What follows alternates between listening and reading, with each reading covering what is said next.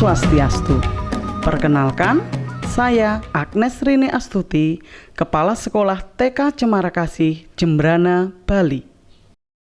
Kami adalah lembaga PAUD swasta di Bali yang ikut merasakan dampak perekonomian akibat pandemi ini, di mana pariwisata sebagai tumpuan dari mata pencaharian masyarakat menjadi sepi bahkan mati. Minat orang tua untuk menyekolahkan ke PAUD juga ikut menurun, serta semangat belajar anak dan pendampingannya oleh orang tua mulai mengalami kejenuhan.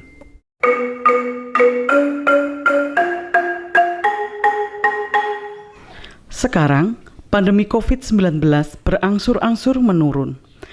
Kita harus bersama untuk mengatasi learning loss dan memulai kembali dengan pembelajaran tatap muka terbatas. Untuk itu, ayo bergerak dengan hati, pulihkan pendidikan.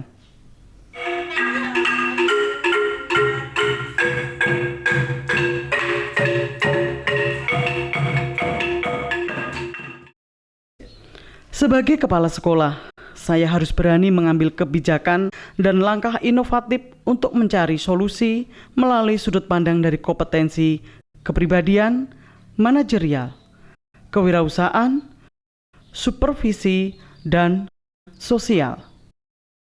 Rasa PK atau padan katanya responsif atau tanggap sangat dibutuhkan untuk mencari solusi pada keadaan ini.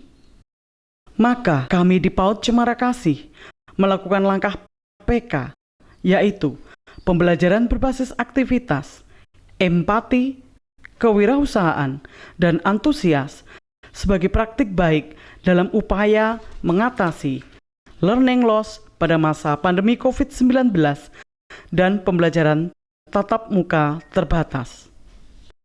Merdeka belajar pada anak usia dini adalah dengan bermain. Kegiatan proyek di PAUD Cemara Kasih dikemas dalam pembelajaran berbasis aktivitas yang dilakukan secara daring, luring, dan kombinasi. Anak usia dini membutuhkan pembelajaran yang menarik dan bermakna dalam kegiatan bermainnya. Melalui berbagai aktivitas yang dapat dilakukan bersama keluarga, anak dapat belajar menggunakan media luspat yang ada di rumah. Panduan pembelajaran diambil oleh orang tua dalam bentuk cetak atau online. Media yang dibutuhkan anak sudah disiapkan oleh sekolah atau bisa menggunakan benda yang ada di rumah. Sedangkan video tutorial diunggah di YouTube Sekolah Cemara Kasih. Kemitraan bersama orang tua ditunjukkan lewat pendampingan belajar anak di rumah. Pengumpulan dokumen hasil belajar berupa video, foto, ataupun catatan pada WhatsApp grup kelas dan konsultasi. Peran serta orang tua juga ditunjukkan dalam keterlibatannya saat membacakan buku cerita pengantar pembelajaran di pembukaan topik belajar anak. Saat pembelajaran tatap muka terbatas sudah dilakukan, maka pembelajaran berbasis aktivitas tetap dilaksanakan secara kombinasi luring dan daring. Empati sebagai bentuk kepedulian sekolah, maka pembayaran uang pendidikan di PAUD Cemara Kasih banyak mengandalkan subsidi silang dan pengurangan nominal SPP bagi orang tua yang terdampak perekonomiannya. Anak harus mendapatkan hak untuk tetap belajar dan mendapatkan stimulasi pendidikan.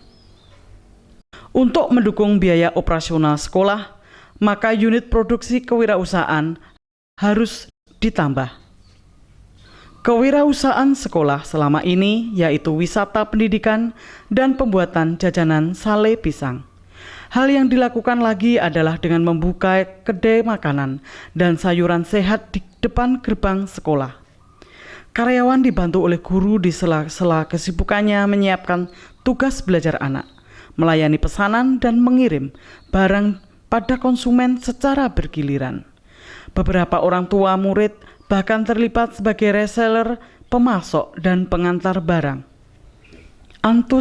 Sikap antusias diwujudkan dengan semangat belajar bersama teman sejawat, pembuatan video dan panduan belajar, pendampingan untuk menjadi SDM yang unggul dan berfokus pada pengembangan hasil belajar anak yang holistik baik literasi dan numerasi, dikembangkan bersama sambil mengikuti berbagai pelatihan yang banyak tersedia secara online.